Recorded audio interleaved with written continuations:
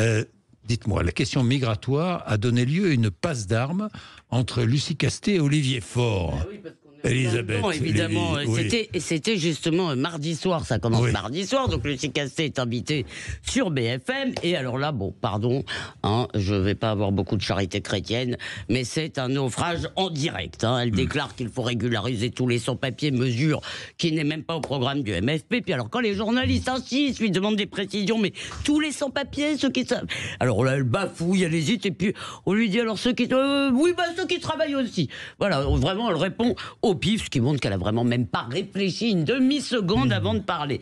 Bon, alors finalement, donc, elle décide que c'est bien, ça, elle déclare que c'est bien tous les sans-papiers, qu'ils travaillent ou pas. Bon, elle précise qu'elle parle en son nom, et manque de chance.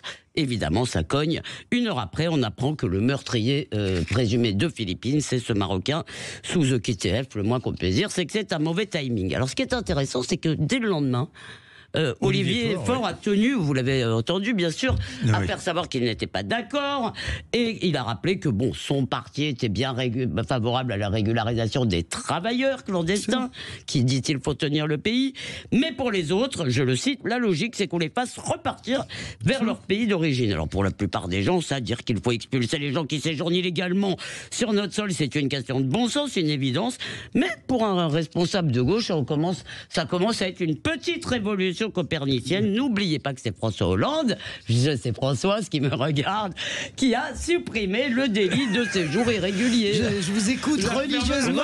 Laissez Elisabeth terminer. La fermeté d'Olivier Faure... Elle boue, mais c'est un plaisir de la voir bouillir. La fermeté d'Olivier Faure ne s'explique-t-elle pas par le meurtre de Philippines et l'émotion que ça a provoqué? Évidemment, je suppose que peut-être il serait peut-être pas intervenu aussi vite s'il n'y avait pas eu, parce que vraiment ça cognait. Ça cognait, mais donc il a donc senti que c'était pas le moment de trop en faire sur le sujet. Mais alors cela dit, quand même, alors là je parle pas d'Olivier Faure, je parle à la fois de beaucoup de militants, de beaucoup d'élus de gauche, chez qui le sans-frontiérisme c'est identitaire. Et d'ailleurs beaucoup sont réellement sincères, hein, ils comprennent pas le problème, ils s'émerveillent de leur propre générosité. Alors bon, chez Jean-Luc Mélenchon c'est stratégique évidemment, parce que il espère gagner un jour avec la vague migratoire qui va continuer, qui fait venir de futurs électeurs. Il va quand même pas les refuser. Mais alors, moi, ce qui me frappe, c'est qu'aujourd'hui, vous avez les gauches européennes qui sont sur une ligne beaucoup plus restrictive. Enfin, les grandes gauches, hein, Olaf Scholz qui rétablit le contrôle aux frontières, le Premier ministre travailliste qui va faire des mamours, anglais, pardon, qui va faire des mamours à Madame Meloni, la gauche danoise qui se rallie aux lois restrictives qui ont été votées par la droite. Et pendant ce temps-là, on a quand même l'impression que la gauche française rame à contre-courant. Et il y en a beaucoup qui insultent tous ceux qui, en son sein, s'éloignent de la doxa. Rappelez-vous hier quand Manuel Valls proposait de réformer le regroupement familial, le fasciste. Aujourd'hui, c'est Ruffin qu'on traite de DA ou de Doriot, je ne sais plus lequel des deux. Alors, je ne peux pas exclure qu'Olivier Faure et les autres, qui doivent bien croiser des électeurs, comprennent que leur fanatisme immigrationniste n'est plus de saison. Après tout, chère Françoise, même vous, personne n'est à l'abri d'un coup de réel. Bon, alors, je vais vous donner la parole, Françoise, mais je voudrais préciser quand même que Mélenchon, c'est vrai, peut-être se repose sur ces immigrés, mais enfin, les étrangers, eux, n'ont pas le droit de vote, donc il fait fausse route. Ils rentrent et après, non. L'idée de Mélenchon, c'est que ceux qui entrent après leurs descendants... Voilà, écoutez, il aura 120 ans, ça sera Mathusalem, arrêtez un peu le cinéma. Moi, d'abord, ce qu'Olivier Faure a rappelé, c'est juste ce qu'il y a dans le programme du Nouveau Front Populaire. Le Parti Socialiste n'a jamais dévié, donc je veux bien qu'on fasse un fantasme en disant qu'il est intervenu parce qu'il y avait le feu. C'est le programme du Parti Socialiste sur les sans-papiers. On régularise ceux qui travaillent. Il n'y a pas de ça à évoluer. La réalité... Non mais moi je veux bien qu'on fasse tout vouloir rentrer au chausse-pied pour un raisonnement. Ça fait des années, au moins depuis le congrès de Marseille, que le Parti Socialiste a cette ligne. On régularise les gens qui travaillent, mais on ne fait pas ça avec l'ensemble des travailleurs. Lucie Castet a fait n'importe quoi et je pense qu'il était très bon qu'elle travaille. C'est très bon ce serait très bien qu'elle travaille un peu sérieux. Ça serait surtout très bien qu'on n'entende plus parler d'elle. Non, enfin, moi, je ne suis pas... Est-ce que vous savez qu'elle ne veut pas venir ici? Mais pourquoi? Mais s'il vous plaît, je voudrais répondre point par point, parce que vraiment, l'idée de ces gauches qui se durcissent, ça n'est pas vrai en Italie. Le Parti démocrate ne se durcit pas. Ça n'est pas vrai en Espagne.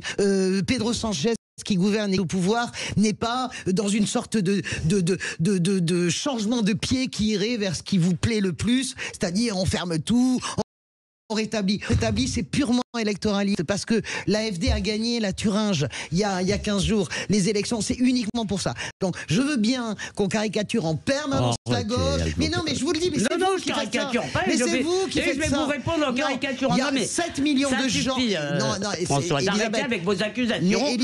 Je pense que je dis. Mais moi aussi, je pense. Moi, je réponds ce que je dis et ce que je pense et ce que je connais de la gauche. Oui, bien sûr, vous connaissez, moi je connais rien. Non, mais j'ai pas dit ça. Si. Ce que moi je connais de la gauche, c'est absolument pas cette espèce de grand tout dans lequel on estime que la gauche c'est Mélenchon, ça n'est pas vrai. Puisque Aurélien Taché sera avec nous, et il est quand même député LFI, Aurélien Taché tout à l'heure à 8h30, et il est membre de la commission des affaires étrangères de l'Assemblée nationale. Alors Aurélien Taché, je pense pas qu'il va être sur la ligne de François et de François non plus. Vous n'êtes pas sympa avec elle. Non, je veux juste vous répondre sur une chose. C'est pour ça, bien sûr que dans le programme du Parti Socialiste, il y a des nuances, mais vous voyez bien que dans le discours, le ronronnement, ça fait des années qu'à chaque fois que quelqu'un parle de restreindre l'immigration, il se fait traiter de facho, y compris Retailleau. Ça, c'est autre chose.